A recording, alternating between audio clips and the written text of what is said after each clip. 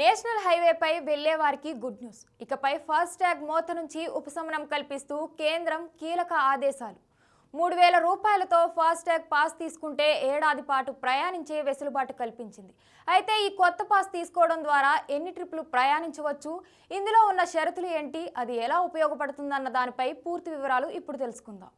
Fast tag ఈ పేరు తెలియని ప్రయాణికుడు ఉండడు. ఒక ప్రాంతం నుంచి మరో ప్రాంతానికి నేషనల్ హైవే లేదా నేషనల్ ఎక్స్ప్రెస్ హైవేపై వెళ్లే వారికి టోల్ రూపంలో ఛార్జీలు వసూలు చేస్తారు.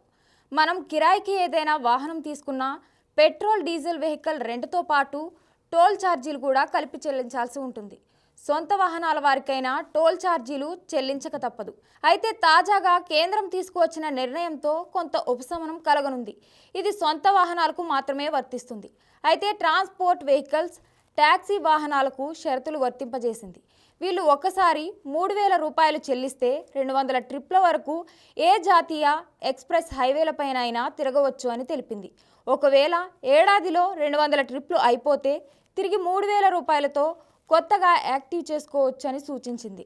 ఇలా ఏడాదిలో ఎన్నిసార్లైనా తీసుకోవచ్చని తెలిపింది. అయితే ఈ ట్రిప్లను ఎలా లెక్కిస్తారన్న అనుమానాలు మీలో కలగవచ్చు.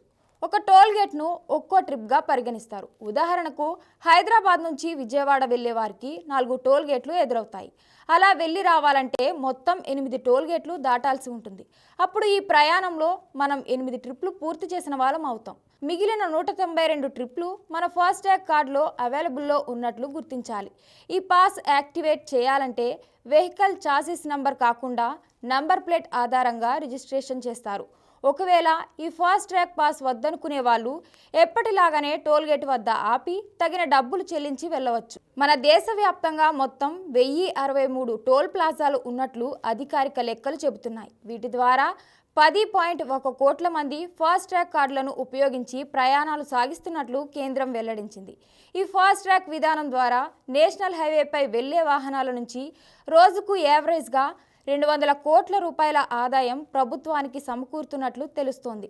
ప్రస్తుతం ఈ ఫాస్ట్ ట్యాగ్ పాస్ ద్వారా సామాన్యుడికి కలిగే ప్రయోజనాలేంటో ఇప్పుడు చూద్దాం. సాధారణంగా ఒక టోల్గేట్ దాటాలంటే కనీసం 50 రూపాయల నుంచి 100 రూపాయలు చెల్లించాల్సి ఉంటుంది.